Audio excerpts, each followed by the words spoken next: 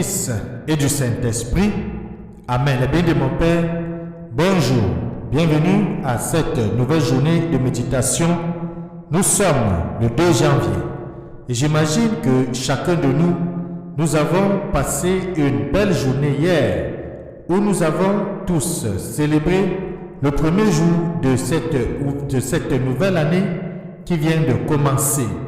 J'ose aussi croire que chacun de nous sommes allés passer une veille de prière du 31 décembre au 1er janvier pour confier cette année nouvelle à l'Éternel des armées, pour confier cette année nouvelle à Dieu, qu'il soit devant nous pour nous mener, pour cheminer avec nous, qu'il soit l'alpha de cette année et l'oméga le moment venu. Cela était important et cela est d'ailleurs toujours nécessaire de le faire, de mettre Dieu en avant de nous, tel que le peuple juif l'avait fait lorsqu'ils sortaient de l'Égypte. Dieu était devant eux pour les conduire sous forme de nuée et Dieu entrait et cheminait avec eux jusqu'à la terre promise. Mais si nous arrivons donc de manquer cela, c'est le moment de se rattraper et de mettre Dieu au centre de notre vie, au centre de cette nouvelle année. Aujourd'hui, nous voyons l'image de Saint Basile le Grand et Saint Grégoire de Nazianze, tous évêques et docteurs de l'Église. Il faut dire que ces deux évêques, saints et docteurs de l'Église, sont fêtés ensemble pour que soit pleinement mis en lumière le lien profond de charité qui les unissait. Si leur passion commune pour la recherche de la vérité les liait très intimement, c'est leur amour pour le Christ et son Église qui renforça profondément leur amitié. Deux textes aujourd'hui vont nous aider à prier et à rester en communion avec l'Éternel des armées. Le premier texte est issu de la première lettre de Saint Jean au chapitre 2, les versets 22 à 28, où Saint Jean va écrire que demeure en vous ce que vous avez entendu depuis le commencement, que demeure en nous ce que nous avons vu depuis la nativité, depuis que nous lisons les Saintes Écritures. Ensuite, nous allons lire l'évangile de Jésus-Christ selon Saint Jean toujours, au chapitre 1, les versets 19 à 28, dans lequel Saint Jean-Baptiste, le précurseur, va dire quelque chose de beau. C'est lui qui vient derrière moi, je ne suis pas digne de délier ses sandales. Voilà ce que Jean-Baptiste va dire, disant ici que Jésus-Christ est encore plus grand que lui. Lui, Jean-Baptiste, qui était connu et considéré comme l'un des prophètes les plus puissants. D'ailleurs, Jésus-Christ va dire de lui que de tous les hommes, il est le plus grand, même si parmi ceux qui sont au ciel, Jean le Baptiste est tout à fait le plus petit. Eh bien, mon Père, apprêtons dans nos textes bibliques de ce matin, ouvrons notre cœur à entrer pleinement dans cette méditation qui commence cette année nouvelle. Je souhaite donc à chacun de vous la bienvenue.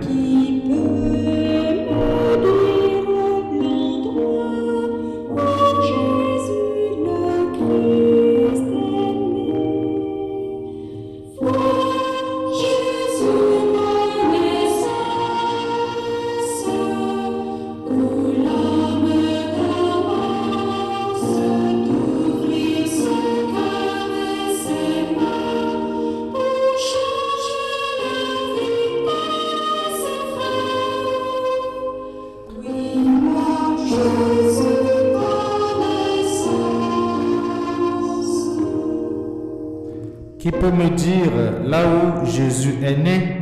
Les bénis de mon Père, tournons-nous vers lui et prions. Dieu éternel, tout-puissant, une lumière nouvelle dans les cieux a fait connaître que le Sauveur venait racheter le monde. Nous t'en prions que cette lumière du salut se lève chaque jour pour le renouveau de nos cœurs. Par Jésus-Christ, ton Fils bien-aimé, lui qui vit règne avec toi dans l'unité du Saint-Esprit, Dieu maintenant et pour des siècles des siècles. Amen. Je vous invite donc chacun à lire la première lettre de Saint Jean au chapitre 2, les versets 22 à 28. Bonne lecture.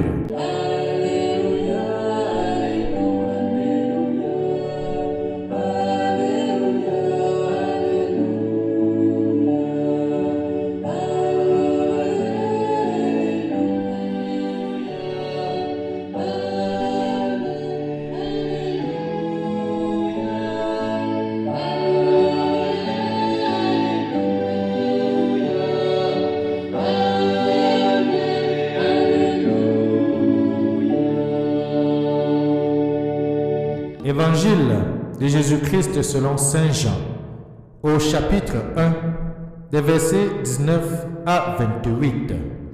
Voici le témoignage de Jean le Baptiste.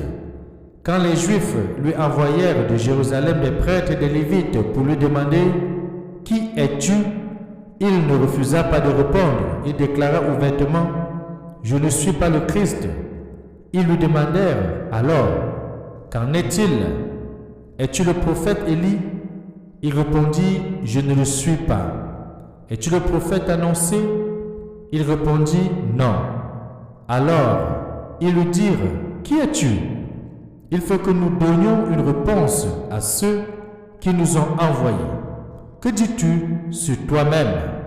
Il répondit « Je suis la voix de celui qui crie dans le désert.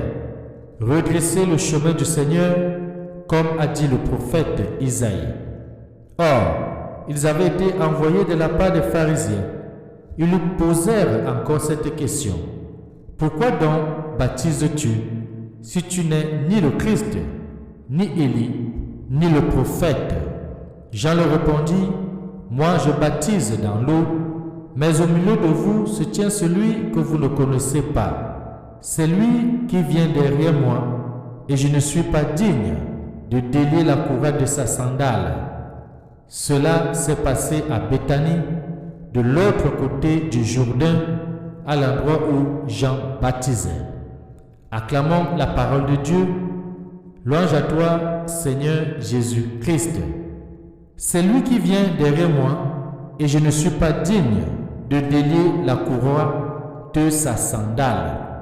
Eh bien, de mon Père, ça c'est une phrase que nous avons écoutée dans cet évangile. Une phrase qui est dite par Jean le Baptiste. Et je vais encore continuer à vous dire que Jean le Baptiste est l'un des saints que je préfère beaucoup. Et c'est d'ailleurs même mon saint préféré.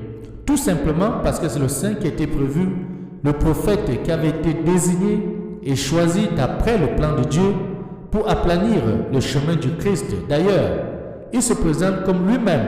« Je suis la voix de celui qui crie dans le désert, redressez le chemin du Seigneur. » En réalité, dans notre vie de chrétien, nous sommes tous appelés à devenir des Jean-Baptistes dans la vie des autres, c'est-à-dire d'aplanir le chemin des autres, quel que soit le moyen que nous allons utiliser, d'abord sur le plan spirituel, aplanir le chemin des autres, à rencontrer le Christ, aplanir le chemin des autres, à rencontrer Dieu et de mener une vie de foi. Même dans le monde charnel, nous sommes appelés aussi à devenir des Jean-Baptistes, à aplanir le chemin des autres pour leur plein épanouissement. C'est cela être utile, c'est cela se rendre utile, c'est cela agir en place et en lieu du Christ dans le monde d'aujourd'hui. Par exemple, si nous voyons un clochard qui est devant un métro, devant une gare routière, nous pouvons être celui qui aplanit son chemin rien qu'avec un sourire ou même en l'aidant, en le soutenir dans sa situation. Cependant, les bénis de mon Père, il y a une question fondamentale qui est posée à Jean le Baptiste. Qui es-tu? Question certainement qui lui est posée, mais à travers lui adressée à Jésus. Qui est Jésus? Qui est celui qui vient après toi et dont tu es incapable de délier la courroie de ses sandales? Par l'intermédiaire des lectures liturgiques, l'Église nous redit la grande question dont la réponse est tout simplement liée à la foi. Ne nous habituons pas à une réponse facile. Répondre qui est Jean-Baptiste, qui est Jésus, engage toute une vie, parce que ça demande une réponse de foi. Elle implique la conversion de nos cœurs, mais surtout la conversion de nos mœurs, de nos façons de faire, de nos façons d'agir, de nos façons de parler. Admettre que Jésus est Seigneur et Sauveur implique un changement profond de notre vie. Parce qu'il ne suffit pas de confesser seulement par la bouche, de dire oui, Jésus-Christ est Seigneur. Non, il s'agit non seulement de dire par la bouche, parce que Saint Paul va nous dire celui qui confesse par sa propre bouche que Jésus-Christ est Sauveur et Seigneur, celui aura le salut. Mais il s'agit d'aller encore plus loin que confesser par sa propre bouche. Il suffit d'agir et de témoigner par nos actes, par notre façon d'être, et qu'en nous voyant agir, on soit capable de nous identifier comme des chrétiens, comme des disciples du Christ.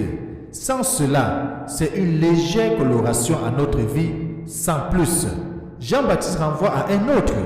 Il n'est pas celui qui désigne et se retire. Ainsi en va-t-il de nous-mêmes et de l'Église que nous formons dans le Saint-Esprit. Non pas une organisation philanthropique, une organisation pour occuper les uns et les autres, une organisation qui n'a rien à faire. Non, ce n'est non plus un club de gens de même conviction. Non, mais c'est la servante du Seigneur qui lutte sans cesse contre l'orgueil et les antichrists qui rôdent partout et en nous. Cela est important de le savoir. Nous sommes tous les membres de l'Église et en tant que membres de l'Église, nous sommes au service du Seigneur. Nous sommes les soldats du Christ pour lutter contre l'orgueil, contre tout ce qu'il y a autour de nous qui nous éloigne de Dieu. Nous sommes les soldats du Christ pour mener le combat contre les antichrists, ceux qui ne connaissent pas le Christ, mais surtout qui luttent pour que l'avènement du Christ ne puisse pas arriver. Mais nous sommes là pour prier de façon incessante, que la volonté du Christ s'accomplisse, que le règne du Christ vienne. D'ailleurs, c'est ce que nous allons dire dans la prière de notre Père, que ton règne vienne. Et que Dieu Tout-Puissant nous aide aujourd'hui à comprendre cela, mais aussi à agir dans ce sens-là, et qu'il nous bénisse et nous garde, lui qui est Père, Fils et Saint-Esprit. Amen. Bonne journée.